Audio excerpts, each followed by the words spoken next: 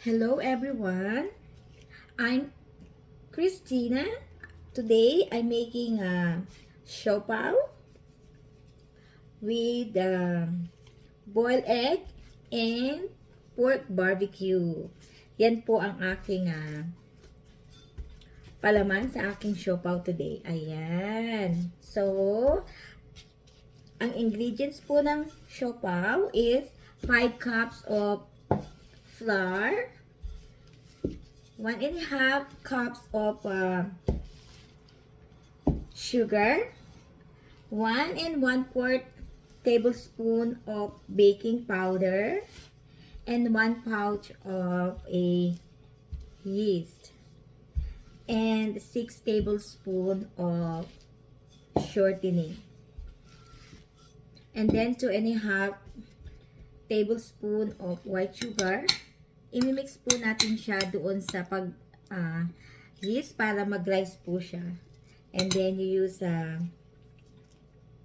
warm water doon sa mixture ng yeast and sugar. And then wait for 10-15 minutes until mag-rise po yung, you can see the bubbles, you know. And then you pour po doon sa minix nating flour, sugar, and baking powder. And then, yun pong shortening, imimix din po natin pagpagawa ng dough. Okay? And then, wait for 60 minutes to rise your dough. And then, you can make it like siopaw like this. There. This is how.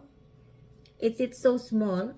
And then, after you steam it for 15 minutes, this is the result.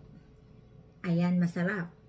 At lagyan po natin din ng vinegar yung ating boiling water para maputi po yung ating siopaw.